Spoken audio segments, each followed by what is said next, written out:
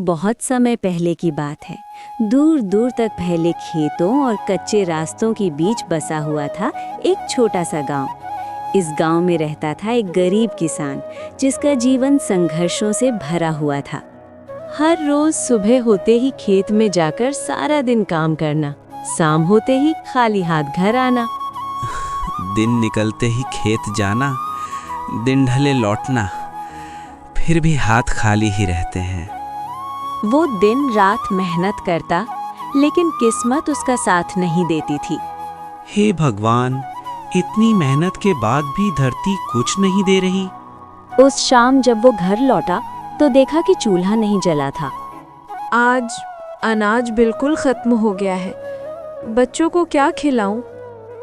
कल कुछ न कुछ इंतजाम हो जाएगा। रात को किसान अकेले आसमान की ओर देखने लगा। भगवान, अगर कहीं से कोई रास्ता दिखा दो तो ये जीवन बदल सकता है। अब मुझसे ये सब नहीं देखा जा रहा है भगवान। अगली सुबह वो जंगल की ओर लाठी लेकर चला गया। जंगल आज कुछ अलग लग रहा था। आज जंगल कुछ ज्यादा ही शांत लग रहा है। अचानक उसे झाड़ियों के पीछे एक गाय दिखी। ये क्या है? गाय धीरे धीरे किसान के पास आई। ये गाय दूध के जैसे गोरी थी। किसान डर गया। गाय बोली, डरो मत, मैं तुम्हें कोई नुकसान नहीं पहुंचाऊंगी। तुम बोल कैसे रही हो? क्योंकि मैं साधारण गाय नहीं हूँ। मैं उस इंसान की मदद करती हूँ जो सच्चे दिल से मेहनत करता है। किसान का डर धीरे धीरे खत्म होने लगा। अगर तुम सच में मेरी मदद कर सकती हो तो मैं बहुत दुखी हूँ। मैं लालच का साथ नहीं देती, लेकिन सच्चाई और मेहनत का फल जरूर देती हूँ। गाय धीरे धीरे चलने लगी, जैसे उसे अपने पीछे आने का इशारा कर रही हो। ठीक है, मैं तुम्हारे साथ चलूंगा। कुछ देर बाद वे गांव के पास पहुंच गए। अगर गांव वालों ने तुम्हें देख लिया तो? जिसके मन में डर नहीं, उसके जीवन में अंधेरा नहीं रहता। तुम डरो मत। गाय चलते चलते एक झोपड़ी के सामने रुक गए। अगर तुम यहाँ रहोगी तो ये मेरा सौभाग्य होगा। उस रात किसान को बहुत समय बाद चैन की नींद आई। उसे नहीं पता था कि ये गाय उसकी जिंदगी को कैसे बदलेगी, लेकिन उसे भरोसा हो गया था कि अब उसका जीवन पहले जैसा नहीं रहेगा। सुबह होते ही किसान की नींद खुली। आज उसे अजीब सी ताजगी महसूस हो रही थी। आज मन कुछ हल्का लग रहा है, जैसे मतलब कि कोई चिंता ही नहीं रही। किसान की पत्नी उठकर जैसे ही चूल्हे के पास गई, वो चौंक गई। अरे, ये दूध कहाँ से आया?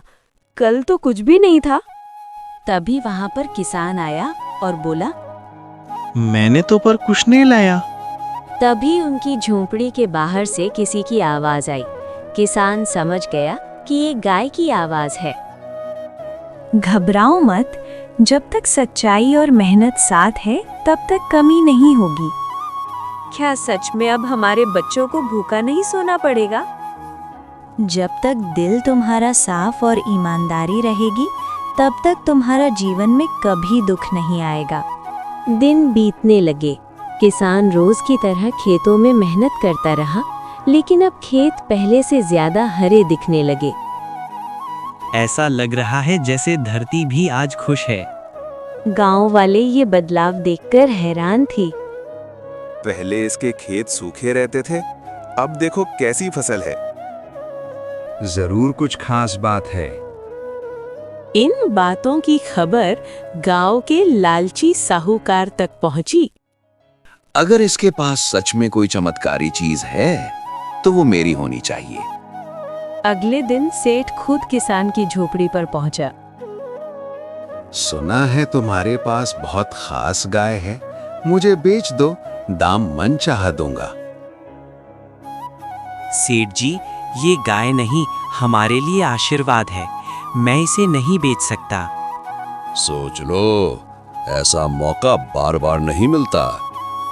जिस चीज से जीवन सुधरा हो उसे पैसों के लिए नहीं छोड़ा जाता। सेठ गुस्से में वहां से चला जाता है और मन ही मन बोलता है, अगर सीधा नहीं मिलेगी तो चाल से लेनी पड़ेगी। उसी रात किसान को बेचैनी महसूस हुई।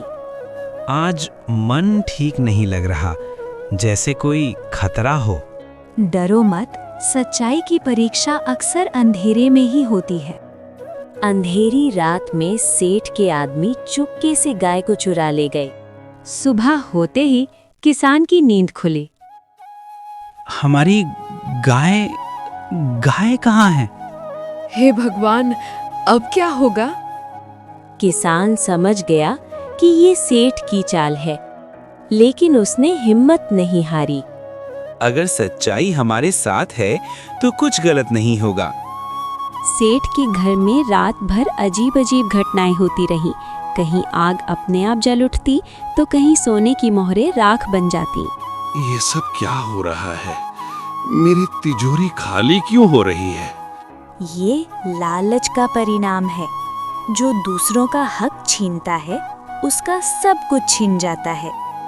मुझसे बहुत बड़ी गलती हो गई, मुझे माफ कर दो। सेठ पहली बार अपने घुटनों पर बैठा। उसका घमंड टूट चुका था। मैंने सिर्फ धन के बारे में सोचा, इंसानियत भूल गया। माफी तभी मिलती है जब गलती सुधारी जाए। तुम अपनी गलती सुधारो। अगले दिन सेठ खुद गाय को लेकर किसान की झोपड़ी पहुंचा। भाई, मुझे माफ कर दो, मैंने तुम्हारे साथ बहुत बुरा किया। गलती मान लेना ही सबसे बड़ी सच्चाई है सेठ जी। अगर दिल से पछतावा है तो भगवान भी माफ कर देता है। आज तुमने लालच पर जीत पाई है। गांव वाले ये सब देखकर इकट्ठा हो गए। आज समझ आया कि सच्चाई कितनी ताकतवर होती है और लालच इंसान को कितना गिरा देता है। ये खबर राजा तक पहुंची। राजा ने किसान और सेठ दोनों को दरबार में बुलाया। मैंने सब कुछ सुना है, आज फैसला सच्चाई के आधार पर होगा। राजा किसान से बोला, तुम्हारी ईमानदारी ने पूरे गांव को सीख दी है। महाराज, मैंने बस सही रास्ता चुना और ईमानदारी से अपना काम किया। और तुमने सेठ लालच का रास्ता चुना था। मुझे अपनी गलती का पछतावा है महाराज, कृपा करके मुझे माफ कर दें। आज से ये सेठ गांव के गरीबों की मदद करेगा। गांव में फिर से खुशहाली लौट आई। किसान अब सबके लिए प्रेरणा बन चुका था।